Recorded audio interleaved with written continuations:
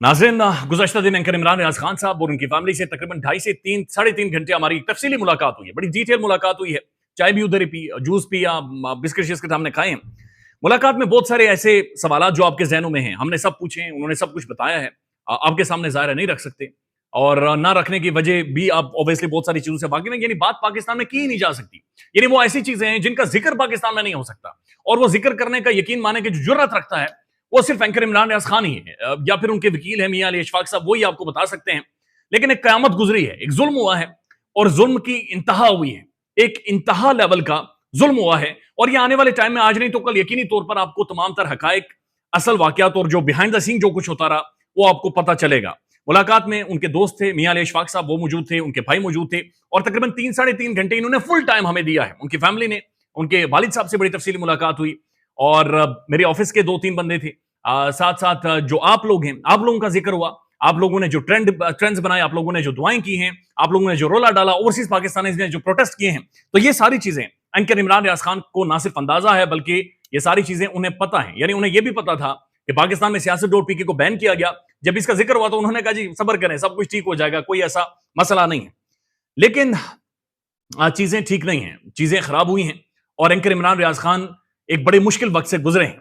बहुत सारे वीलॉगर्स ने, बहुत सारे साफियों ने उनसे मुलाकात के बाद बहुत सारे वीलॉग्स किए हैं और हम भी वही सोच लेकर चल रहे थे जो कुछ उन्होंने वीलॉग्स में बताया था।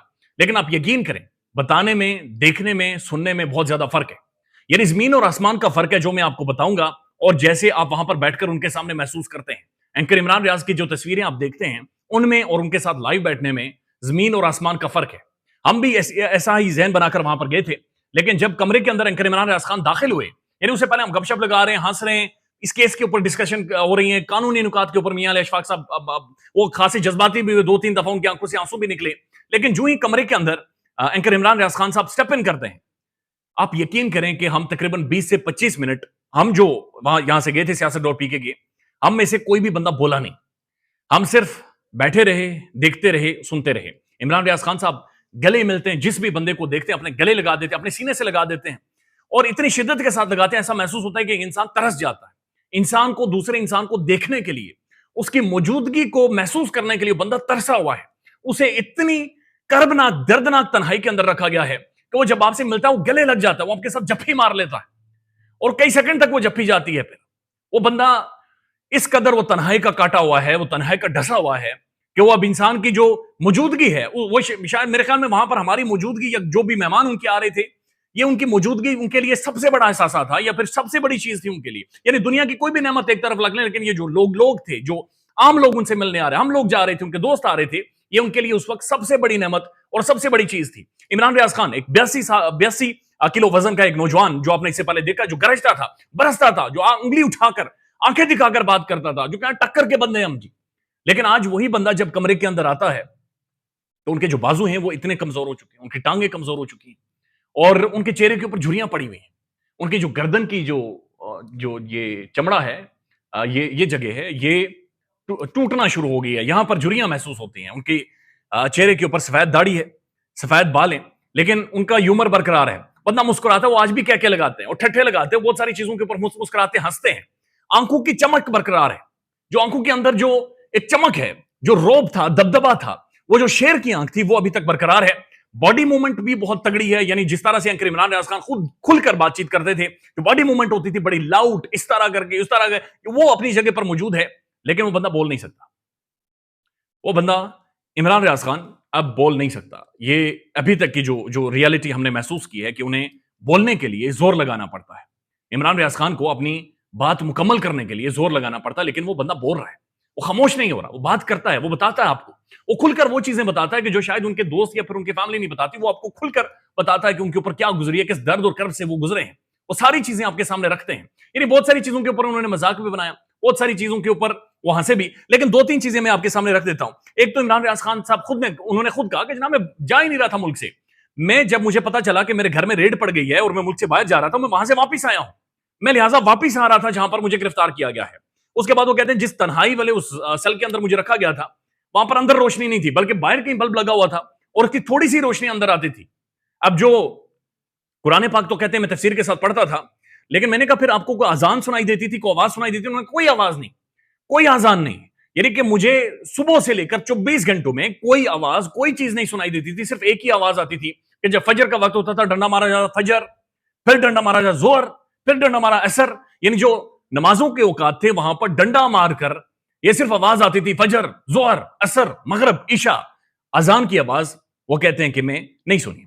वो कहते हैं कि कुरान करीम मुझसे बातें करता था, मेरे जहन में जो कुछ होता था उसका जो जवाब था वो कुरान करीम मुझे देता था, और 42 आयतें मैंने जुबानी याद की, लेकिन फिर चूंकि ये जो तन्हाई थी ये ज्यादा लंबी होती चली गई, मैं भूल गया, मैं आयत आयत भी भूल गया। मेरे लिए बड़ा वो कहते हैं मुश्किल होता था चीजों को याद रखना, मैं चीजें भूल जाता था। मैं नमाज पढ़ता था तो मैं नमाज पढ़ते चला जाता था और मुझे समझ नहीं आती थी। वो कहते हैं मुझे कुछ भी, बहुत सारी चीजें मुझे समझ नहीं आती थी कि ये असल में सारा जो माहौल है, सारा सिस्टम है, ये चल क्या रहा है। उसके बाद जनाब उन्होंने, उनसे जब मैंने सवाल पूछा कि आपने इस्लामाबाद में एक तकरीर की थी, और तकरीर में बल्कि मैंने उनका इंटरव्यू किया था, इंटरव्यू में मैंने उनसे पूछा था कि इमरान रियाज खान साहब, आपने आपसे पूछा था कि ये डर फैला रहे हैं तो इस डर का इलाज क्या, तो आपने कहा था कि डरना छोड़ दें। इसके ऊपर उन्होंने कहका लगाया, और कहका लगाने के बाद उन्होंने कहा कि मेरा ख्याल था कि मेरे साथ कानूनी तौर पर टकराया जाएगा, मेरे साथ एक कानूनी जंग होगी, लेकिन वो नहीं हुई। अब जब ये बात कर रहे हैं कि मुझे लगा था कि कानूनी टकराव होगा या कानूनी जंग मेरे साथ होगी, वो नहीं हुई, तो उसकी आंखों के अंदर सवालात भी हैं, आंखों के अंदर दर्द भी है, वो आपकी आंखों की तरफ घूरता है। फिर वो घूर कर शायद ये सवाल पूछना चाह रहा है कि कानूनी क्यों नहीं हुआ, अगर मैंने कोई जुर्म किया था ये कानूनी तरीके से क्यों नहीं हुआ, मैं 4 माह तक क्यों गायब रहा, ये 4 माह उसकी जिंदगी से जो छीने गए हैं वो किधर हैं, और हमारे पास ना तो वो आंखें देख सकते थे और ना ही हमारे पास उन सवालों के जवाब थे। एक और बात उन्होंने बड़ी इंटरेस्टिंग कही और बड़ी जबरदस्त बात कही। उन्होंने कहा कि जनाब आप आने वाले टाइम में देखेंगे, आज से 2 सालों बाद, साल बाद, 6 माह बाद या 10 सालों बाद कोई ना कोई सामने आएगा और वो गवाही देगा कि इमरान रियाज खान वहां पर पाकिस्तान जिंदाबाद के नारे लगा रहा था। वो कह रहे हैं, वो हंसकर उन्होंने कहा मैंने वक्ता डाल दिया था वहां पर, मैं बार बार पाकिस्तान जिंदाबाद के नारे लगा रहा था, वहां पर मेरी आवाज गूंज रही थी, पाकिस्तान जिंदाबाद, पाकिस्तान जिंदाबाद, मैं नारे मार रहा था वहां पर, पाकिस्तान जिंदाबाद, मेरे वो कहते हैं दिल से निकलती थी आवाज, वो क्या आवाज भी बड़ी हो जाती थी, पाकिस्तान जिंदाबाद। अब दिलचस्प बात यह है कि इमरान रियाज खान बाजों का ऐसा महसूस होता है कुछ सेंटेंसेस में उनकी जो लुकनत है, जो हकलाते हैं, जो अटकते हैं बात करने में, बिल्कुल ठीक हो गई है।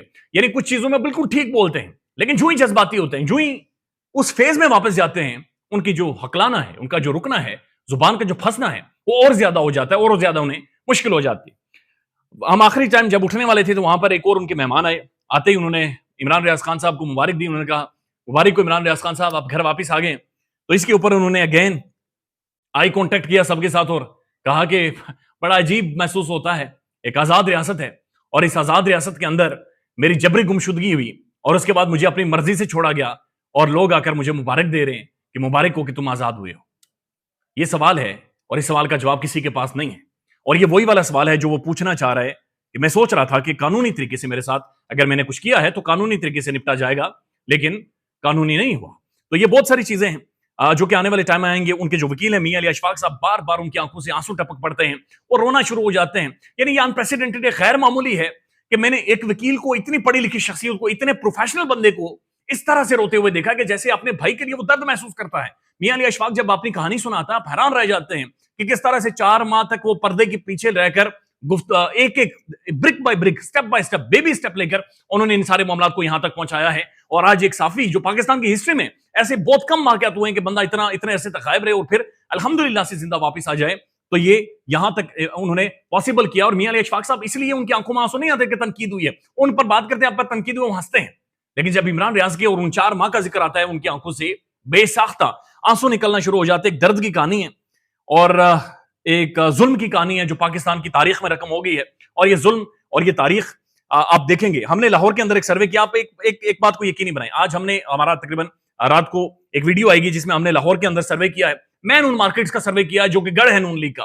तो ये जो कुछ हुआ है इमरान रियाज खान के साथ, उसके बाद लोगों का रिएक्शन क्या है, लोग कितने ज्यादा गुस्से में, आप सिर्फ वो सर्वे के अंदर देखिएगा। और मैं आपको बता रहा हूं कि बहुत सारे लोगों के जो ओपिनियंस हमने निकाले हैं, क्योंकि वो अल्फाज हम चला नहीं सकते, लोग यकीन करें बिल्कुल उस लेवल पर चले गए जहां पर फटना शुरू हो गए। बड़ी क्लियर सोच है लोगों की, बड़ी क्लियर उन्होंने गुफ्तगू की है और नून लीग की सियासत का उन्होंने जनाजा निकाल दिया है।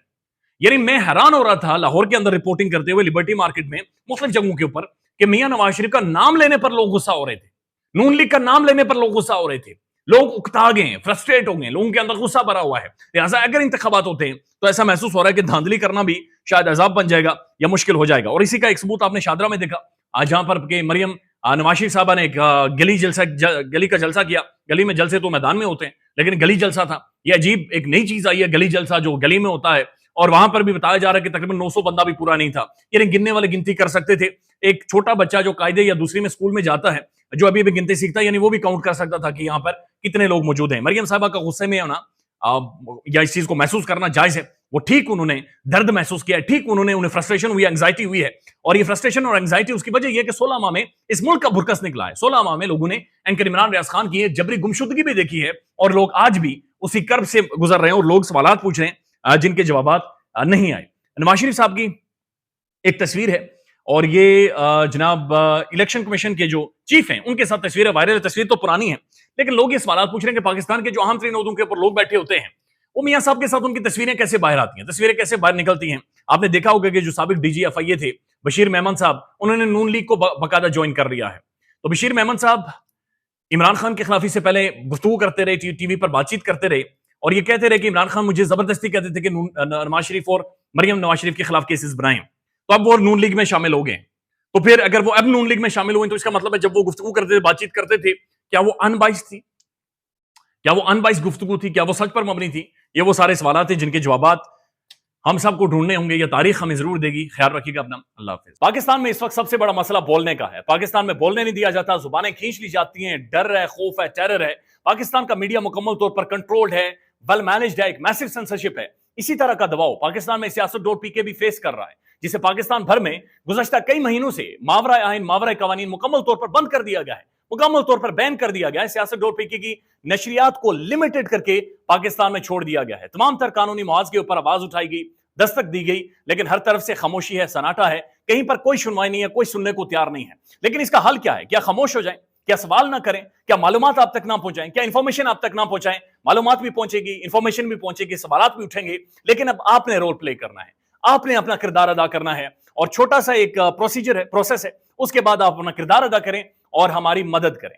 पहले आपने यह करना है कि हमारे YouTube चैनल को सब्सक्राइब करना है, उसके बाद ज्वाइन के बटन के ऊपर जाना है, क्लिक करके हमारा मेंबर बनना है। या फिर दूसरा ऑप्शन यह है कि आपने वीडियो की डिस्क्रिप्शन में जाना है, वहां पर पैट्रियन का लिंक मौजूद होगा, उस लिंक के ऊपर क्लिक करें और हमें सपोर्ट करें, हमारा हिस्सा बने, हमारी ताकत बने। ख्याल रखिएगा। अल्लाह हाफिज।